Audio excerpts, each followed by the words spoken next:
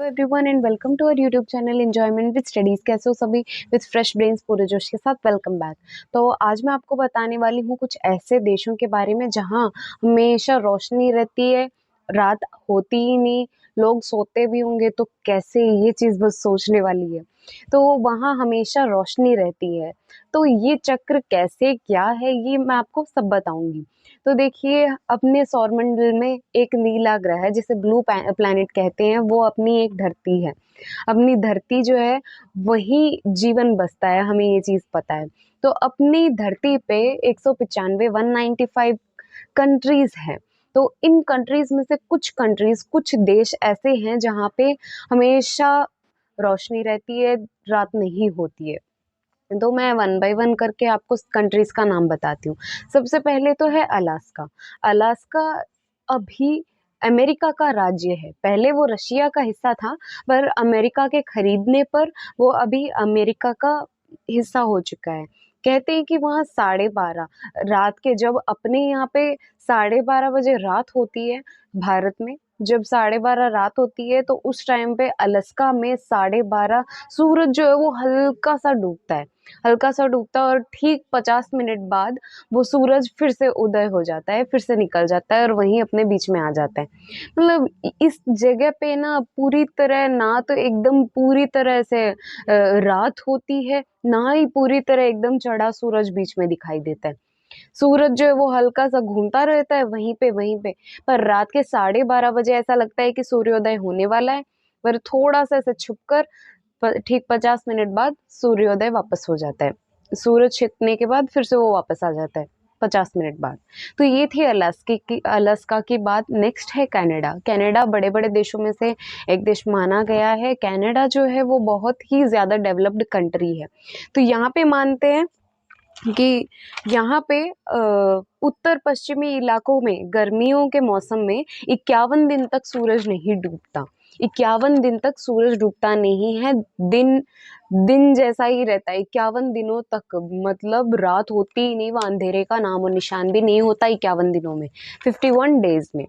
Next country है Finland, जिसे बोलते हैं नॉर्मली प्रोनाउंस करने में फिनलैंड बोलते हैं। झीलों का देश भी माना जाता है इसे। कई मतलब टूरिस्ट लोग जो है अगर घूमना चाहते हैं तो वो वहाँ जाते हैं। इस देश में बहुत सारी झीलें मिलती है। झीलों का देश कहा जाता है फिनलैंड को।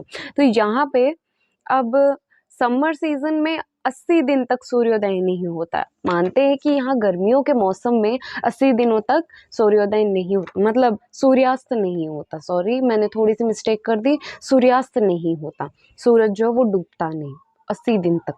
कितना हार्ड होता होगा ना ये। एंड फिर अपने नेक्स्ट बात करते हैं आइसलैंड की। आइसलैंड जो है वो नाम से स्पष्ट है कि आइसलैंड है तो वहाँ बर्फ तो होगी। मानते हैं कि यूरोप की सबसे कम जनसंख्या, सबसे कम पॉपुलेशन जो है वो आइसलैंड में है। यहाँ लोग रहते हैं, बहुत कम रहते हैं। तो यहाँ का मानते हैं कि 15 मई से लेके जुलाई के अंत तक यहाँ पे सूर्योदय, मतलब सूर्यास्त नहीं होता है। सूर्य जो वो छुपता नहीं है।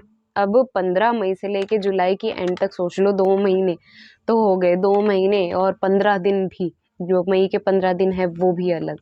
तो बहुत मुश्किल ही होगी उनको। तो नेक्स्ट है अपने नॉर्वे। नॉर्वे मई से लेके जुलाई के बीच में इनके यहाँ पे सूर्यास्त नहीं होता। यहाँ मानते हैं कि दिन हो या रात हो, मतलब हमेशा दिन ही रहता है इन लोगों के। अंधेरा तो होता नहीं है, रात तो होती नहीं है। तो जो नॉर्वे है वहाँ पे हमेशा मौसम जो है वो एकदम शाम जैसा रहता है। ना तो एकदम कड़क धूप जैसे दोपहर में रहती है अपने, या फिर सुबह जैसा भी हाल नहीं होता। एकदम शाम की जो मौसम होता है ना, शाम का मौसम, उस तरह का सा मौसम हमेशा रहता है। ये 24 घंटे से भी ज़्यादा, मतलब मई से लेके जुलाई तक मैंने कहा है, तो इतने टाइम तक सिर्फ इवनिंग जैसा मौसम रहता है। अपने को शाम में किस तरह का सा मौसम रहता है, एकदम मतलब ऐसे सूर्यास्त होने जैसा लगता है, पर वो होता नहीं है। तो ऐसा होता है।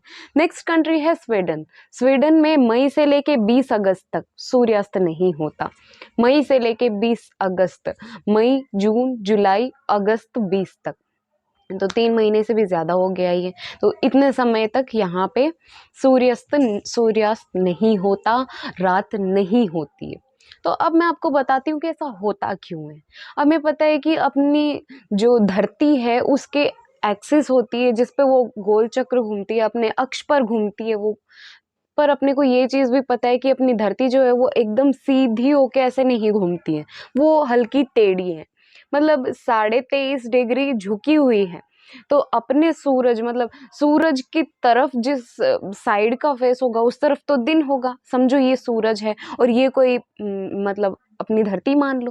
तो ये अपनी धरती, ये सूरज है, सूरज के सामने जो साइड होगी अपनी धरती की उस तरफ दिन होगा और बाकी तरफ रात होगी।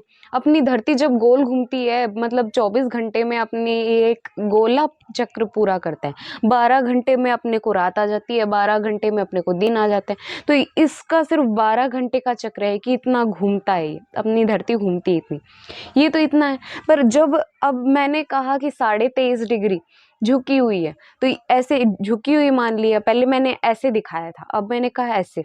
तो यहाँ पे नॉर्थ में जो सारे देश हैं उनको तो सूरज की रोशनी सीधी लगेगी, जो सीधी ऊपर लगेगी, मतलब कितना भी घूमती जाओ नीचे से तो कितनी भी घूमती जाओ। पर इन देशों में ऊपर नॉर्थ पोल जो साइड है वहाँ के देशों में हमेशा रोशनी रोशनी रहेगी, हमेशा रोशनी रहेगी। इसका मतलब क्या कि यहाँ पे सूर्यास्त होता हुआ लगता ही नहीं, अंधेरा होता ही नहीं, रात मतलब अंधेरा होता ही नहीं और हमेशा सूरज चमकता रहता है।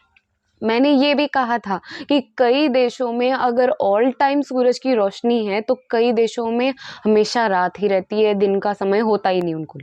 तो देखिए नॉर्थ पोल मैंने यहाँ पे बता दिया कि यहाँ के देशों में झुकी हुई है, तो यहाँ के देशों में सूर्यास्त नहीं होता, हमेशा सूर्य नजर आता रहता है। तो नीचे वाली तरफ तो सोचो, अगर यहाँ वाले ऐसे घूमते हैं तो साउथ पोल में तो नहीं दिखेगा ना, साउथ पोल में तो अंधेरा ही रहेगा। यहाँ तो सूरज बहुत कम ऐसे उन लोगों को दिखाई देता है, बहुत कम सूरज के दर्शन होते होंगे उन लोगों को।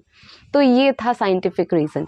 कैसी लगी मेरी वीडियो मुझे कमेंट सेक्शन में बताना ज़रूर। वीडियो पसंद आई हो तो लाइक कर दो, प्लीज़ प्लीज़ लाइक कर दो, अपने फ्रेंड्स के साथ वीडियो शेयर कर दो एंड चैनल को सब्सक्राइब करना बिल्कुल भी नहीं भूलना। Bye and have a great day.